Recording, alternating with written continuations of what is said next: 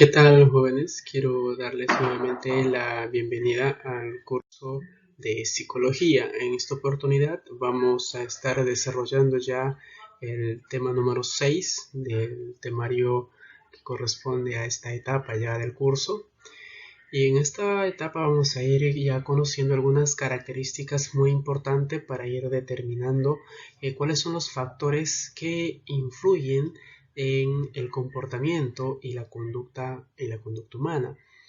Es importante saber cómo se desarrolla este proceso, quiénes son o cuáles son esas características que van a ir determinando el proceso del desarrollo de la conducta, la formación en algunos casos de la personalidad, algunos casos también mencionados acerca de la inteligencia, la memoria, pero todo este proceso para que sea entendible, es que tenemos que conocer dónde ocurre todo este proceso. Ahora, existen muchos factores que van a ir determinando esto y está relacionado con lo que vamos a desarrollar hoy día. Hoy vamos a desarrollar lo que corresponde a uno de los factores muy importantes del desarrollo de la conducta y del comportamiento, que es el factor biológico. ¿Cómo influye la biología dentro del desarrollo de la psicología? Vamos a encontrar algunas características muy importantes que vamos a ir desarrollando y también algunos elementos que forman parte de esta. Bien, entonces pasemos a desarrollar el tema. Lo que primero tenemos que conocer es, por ejemplo, quiénes son los elementos que conforman esta parte de los factores biológicos del comportamiento humano. Ahí tenemos, por ejemplo, ¿qué es un factor biológico? Bueno, como tenemos como definición, ahí nos dice que la conducta y los procesos mentales del ser humano se miden según según base a los aspectos internos fisiológicos del ser humano. Eso está relacionado con los aspectos del cerebro y el sistema nervioso. Básicamente la interacción entre el cerebro y el sistema nervioso, todo lo que ocurre dentro del cerebro y en la interacción con el sistema nervioso. Y ahí podemos diferenciar en el diagrama, por ejemplo, qué es lo que vamos a estudiar en base a los factores biológicos del comportamiento humano. Por ejemplo, tenemos las bases biológicas de la conducta del ser humano. ¿Cuáles son? El cerebro, las neuronas y el sistema nervioso. En este caso vamos a ver también dentro del cerebro los hemisferios. ¿Está bien? Ahora, en el sistema nervioso, que es la parte que nos permite procesar toda la información en el trayecto, o sea, llevar toda la información del mundo externo hacia el centro de interpretación nerviosa, es la función principal o quien se encarga de llevar esta información es el sistema nervioso.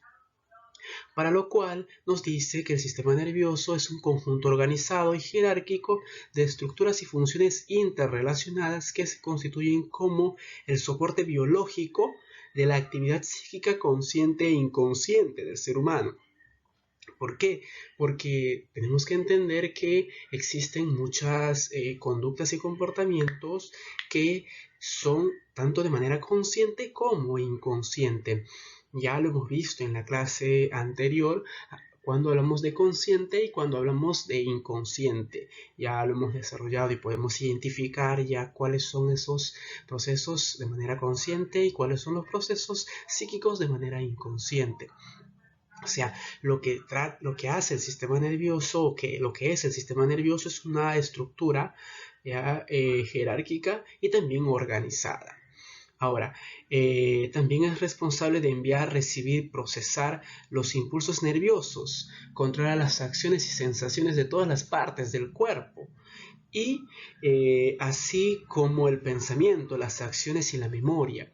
Este sistema nervioso, como lo mencioné hace un momento, envía, recibe y procesa todos los impulsos nerviosos que son recibidos del mundo exterior, de la parte externa, y que son recibidas por nuestros órganos sensoriales y que se transmiten a través de todo este sistema para ser procesados. ¿Y cuáles son los componentes de este sistema nervioso? Ahí tenemos al encéfalo y a la médula espinal. Muy importante es conocer esto. ¿Por qué? Porque también vamos a ver ahora lo que corresponde a ese centro de procesamiento de información. ¿Quiénes son los que interpretan información? En este caso, los que se encargan de interpretar esta información que es transmitida como impulso nervioso a través de la recepción de los órganos sensoriales, transmitida por el sistema nervioso hacia el centro de interpretación.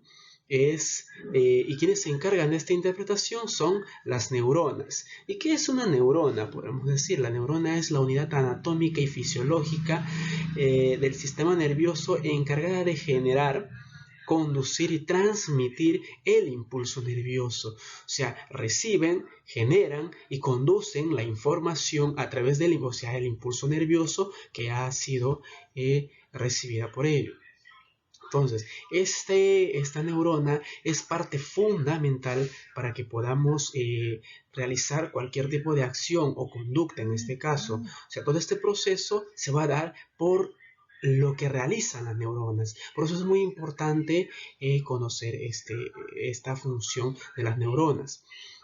¿Cuáles son las partes de una neurona? Las partes principales que vamos a conocer en el curso de psicología son estas tres. El cuerpo o soma es la masa de protoplasma formada por el núcleo y el nucleolo.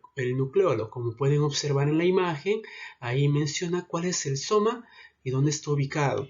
Luego tenemos las prolongaciones del protoplasma, que son las dendritas. Por ejemplo, las dendritas generalmente emergen de un lado opuesto al axón. Entonces, ellos son los que se encargan de recibir la información y también de enviarlas. Luego está el axón, que es el más grueso y está rodeada de una vaina de mielina. O sea, estas son las tres partes esenciales que tenemos que conocer de una neurona.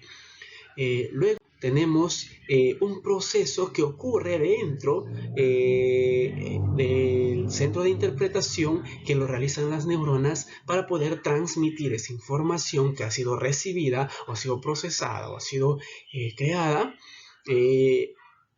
a través de neurona a neurona, de neurona hacia otro centro de interpretación, y todo este proceso se denomina sinapsis. ¿Qué es la sinapsis? Es la que se lleva a cabo en la parte final de las neuritas o al final del axón, donde se encuentran las dendritas. Es aquí donde se interconectan las dendritas de una o varias neuronas para transmitir esta información.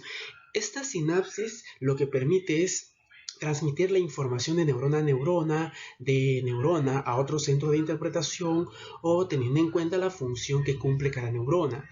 Entonces, porque cada neurona tiene una función específica dentro del centro de interpretación. En este caso, o sea, la neurona va a cumplir esa función. Ahí, como pueden observar en la imagen, tenemos una neurona presináptica, que es la que se encarga de transmitir, y en la sinapsis, como ocurre a través de los neurotransmisores. Y la neurona postsináptica es la que se encarga de recibir la información que es transmitida a través de este procesamiento que se denomina sinapsis. Luego tenemos lo que corresponde a los neurotransmisores, como ya le habíamos mencionado hace un momento. O sea, ¿qué es un neurotransmisor? Ya son moléculas liberadas en la comunicación entre neurona a neurona o entre neurona a otro centro de interpretación, denominada sinapsis. Los neurotransmisores más importantes, no son los únicos, pero son los más importantes, son la dopamina, la serotonina y la acetilcolina, que son estas tres neurotransmisores que forman parte de la sinapsis. Estas son algunas de los neurotransmisores más importantes dentro del proceso de sinapsis. Ahora, luego tenemos los tipos de neuronas. Por ejemplo, aquí tenemos una neurona unipolar. ¿Qué es una neurona unipolar? Es una neurona que tiene una sola prolongación dendrítica. Como pueden observar en la imagen, esa es una neurona unipolar que tiene una sola prolongación dendrítica, tiene dendritas, el soma y el cuerpo celular y el axón, obviamente. Entonces, esa es una neurona unipolar. Luego tenemos la neurona bipolar.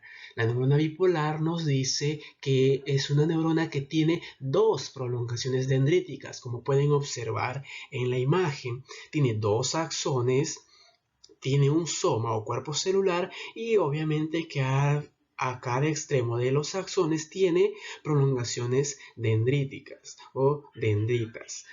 A diferencia de la unipolar, como pueden observar, es un solo axón y aquí son dos axones. Ahora, luego tenemos la neurona multipolar, que es una que tiene muchas prolongaciones dendríticas, varias prolongaciones dendríticas, como pueden observar en la imagen, ¿cierto? Esos son los tipos de neuronas. Ahora, tenemos cuáles son las funciones básicas de las neuronas. Como ya les había mencionado hace un momento, les había dicho que las neuronas realizan un tipo de sinapsis teniendo en cuenta cuál es la función que van a cumplir. Aquí tenemos, por ejemplo, algunas funciones básicas que cumplen las neuronas. Por ejemplo, la función sensitiva, que se relaciona con el medio en el cual se van a ir recibiendo la información o también donde se van a procesar la información. Por ejemplo, tenemos la de medio interno y la de medio externo. En la de medio interno vamos a encontrar lo que es la distinción gástrica, el aumento de la acidez en la sangre, y en el externo la gota de lluvia, el perfume, entre otras características más que están relacionados básicamente con los sentidos. La integradora, que nos permite la información recibida, analizarla, almacenarla, tomar la decisión respecto a la conducta a seguir. O sea, la función de este tipo de neurona, en este caso de la neurona, es analizar, almacenar y tomar la decisión. O sea, aquí nos permite procesar la información de una manera mucho más que nos permite tomar decisiones conscientes. En este caso, algunas neuronas actúan o nos posibilitan realizar acciones inconscientes o realizamos conductas inconscientes. En este caso, con este tipo de función de la neurona, lo hacemos de manera consciente, porque vamos a analizar, vamos a almacenar, vamos a tomar la decisión respecto a la conducta que vamos a seguir. Entonces, esto es la función, una de las funciones que cumple la neurona. Y luego tenemos la función motora, que responde básicamente a estímulos, contracciones musculares, secreciones glandulares, que eso lo vamos a ver posteriormente en base a estas secreciones glandulares, por ejemplo. Inclusive ya lo hemos visto a las contracciones musculares cuando hemos hablado de temas de sensación y percepción. Ahora, luego tenemos ya, dejando de lado las neuronas, vamos a centrarnos en lo que corresponde al sistema nervioso ya en sí. En este caso vamos a tratar en este punto el sistema nervioso central. El sistema nervioso central está conformado por la médula espinal y el encéfalo. Pueden observarla en la imagen, todo eso conforma el proceso del sistema nervioso central. Ahora, ¿qué es la médula espinal? Es la que se encarga de llevar y traer la información del encéfalo a los receptores corporales, las fibras eferentes y los receptores al encéfalo y de los receptores al encéfalo, o conocida a través de las fibras aferentes. Esta es la función que tiene la médula espinal. Ahora, luego de la médula espinal, pasamos a lo que corresponde al encéfalo. En el encéfalo está conformado por tres partes, que son el cerebro, el tronco encefálico y el cerebelo. Partes muy importantes del procesamiento de la información. Ya hemos hablado de procesamiento, donde es el centro de interpretación de los estímulos que recibe el sistema nervioso pasado hacia el cerebro, que es la parte de interpretación, en donde realizan toda la función sináptica las neuronas para poder realizar acciones o conductas conscientes e inconscientes. Ahora, el cerebro, ¿qué es el cerebro o qué función cumple? Es la que se encarga de regular todas las respuestas del cuerpo, desde movimientos simples hasta la conducta emocional.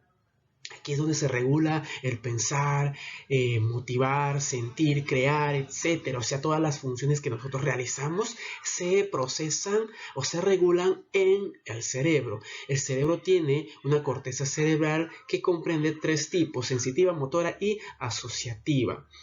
Luego está el tronco encefálico, que se encarga de regular las funciones vitales básicas. ¿Cuáles son esas? La respiración sanguínea, la presión sanguínea, perdón, la respiración, el latido cardíaco, regula el sueño y la vigilia. O sea, es el tronco encefálico quien se encarga de las funciones vitales. Y lo que corresponde al cerebro, como les había mencionado, básicamente movimientos simples y hasta la conducta emocional, que donde se procesa todo, nuestras reacciones, como si nos estemos tristes, alegres, y todo esto ocurre dentro de ese proceso. Ahora, en el cerebelo se regula la coordinación del movimiento, la postura y el equilibrio. O sea, el cerebelo es el encargado de la coordinación del movimiento, de la postura y del equilibrio. Estamos viendo la relación que existe entre conducta y biología, ¿no es cierto? Ahora, vamos a desarrollar cada una de estas partes dentro de las áreas cerebrales. Ahora, ya hemos mencionado hace un momento cuáles son las áreas dentro del cerebro: el área motora, el área sensitiva y el área asociativa. Esto está relacionado en base a la función que cumplen o que se realiza dentro de estas áreas. En el área motora vamos a ver lo que corresponde a la ejecución de los movimientos voluntarios. En este caso se va a realizar en esta área motora los movimientos voluntarios. Ahora, en el área sensitiva capta todo tipo de información de los receptores sensoriales. ¿Cuáles son esos receptores sensoriales? Ya lo hemos mencionado, que son básicamente nuestros sentidos. Y luego está el área asociativa, relacionada con los procesos psíquicos superiores y también el desarrollo de nuestra personalidad. Aquí se relaciona todo este proceso en base a nuestras áreas cerebrales. Ahora, el cerebro también está compuesta por lóbulos. Estos lóbulos cerebrales son el lóbulo frontal, el lóbulo parietal, el occipital y el lóbulo temporal. Cada uno relacionado con una función que cumplen en base a lo que nos interesa, en este caso a la psicología. Ahora, el lóbulo frontal es el lóbulo de la personalidad. Este lóbulo es donde va a ir desarrollándose todo este proceso. Ahora, el lóbulo parietal es la que se encarga de recepcionar e interpretar información táctil y gustativa. Aquí se desarrolla este tipo de recepción e interpretación de información táctil y gustativa. Ahora, en el lóbulo occipital es donde se recepciona e interpreta los estímulos visuales. En el lóbulo occipital es la parte fundamental para la interpretación y la recepción de los estímulos visuales a través del órgano sensorial, obviamente, igual que en el lóbulo parietal los órganos sensoriales, en la información táctil, en la información gustativa, tacto y gusto. Aquí corresponde a la información visual. Y luego está el lóbulo temporal, donde se procesa la información auditiva. Aquí en el lóbulo temporal es donde se va a procesar e interpretar la información auditiva. ¿Está bien? Ahora pasamos a lo que corresponde a los hemisferios. Los hemisferios cerebrales cumplen una función muy importante dentro del desarrollo del ser humano. ¿Qué es un hemisferio? Un hemisferio procesa la información motora y sensorial y del lado opuesto del cuerpo. ¿Qué quiere decir esto? Que el hemisferio derecho rige la mayoría de las funciones de la mitad del izquierdo del cuerpo. O sea, el hemisferio derecho rige las funciones que cumple el lado izquierdo, y el hemisferio izquierdo controla la mayoría de las funciones de la parte derecha del cuerpo.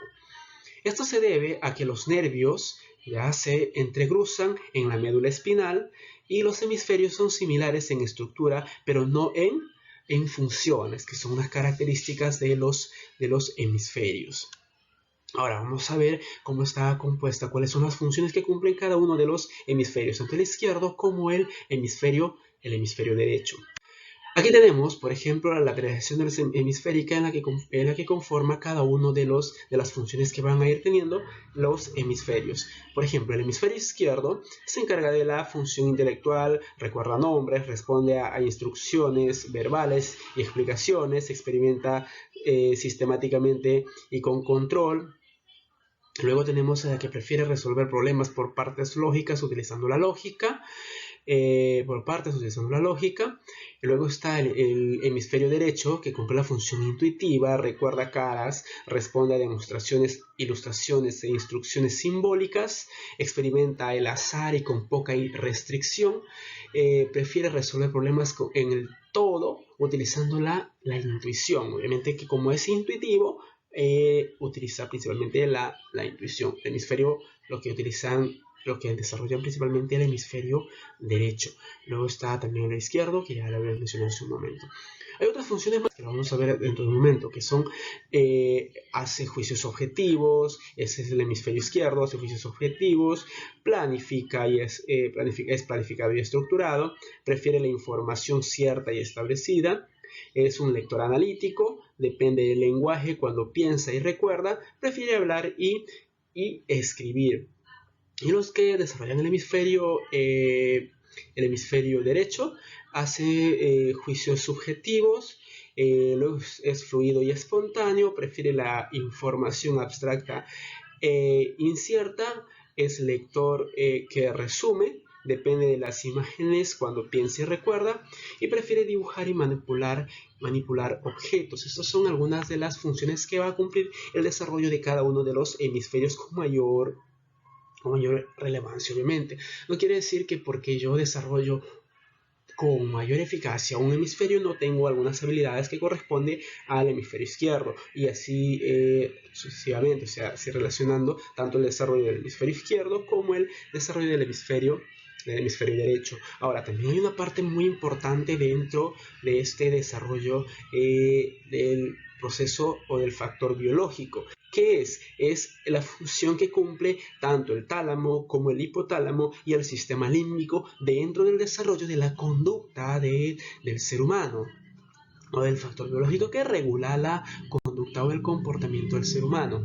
Por ejemplo, el tálamo es quien releva los impulsos nerviosos que se dirigen a la corteza cerebral y a otros centros nerviosos del cerebro, y que llegan de los receptores sensitivos menos del olfato. O sea, recibe información de los órganos sensoriales, de todos los órganos, a excepción del olfato.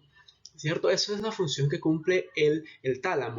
El hipotálamo, la función que cumple es la de regular la sed, comportamiento sexual, sueño y coordinación de la actividad del sistema nervioso y endocrino.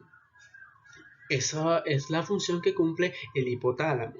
Y luego tenemos al sistema límbico, que se relaciona con los estados afectivos como el miedo, la ira, la cólera y el placer. Esto está relacionado con la condición de conducta del ser humano. Entonces, aquí ya hemos identificado cuál es la relevancia o la importancia de la biología dentro del desarrollo de la conducta y del comportamiento humano. Ven cuán importante es este proceso que se da desde la recepción de los estímulos externos a través de nuestros órganos sensoriales, ese procesamiento de información que se da, que es procesada en el cerebro, es transmitida por el sistema nervioso y cumple una función muy importante. O sea, al procesarse esa información en el cerebro a través de las células conocidas como neuronas, ellos procesan la información, envían la información, y nosotros podemos tener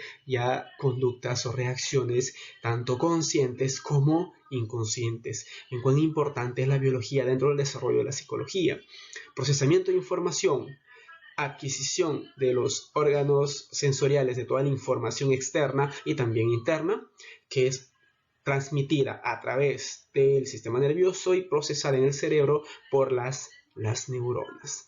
Bueno, jóvenes, esto sería todo por esta clase. Vamos a continuar con este tema de los factores biológicos en la siguiente clase. Hay que ir conociendo este proceso. Ya vamos a tocar lo que corresponde a las hormonas, los otros sistemas que nos faltan ir conociendo. Esto sería todo por hoy. Cuídense mucho y nos vemos la próxima clase. Gracias.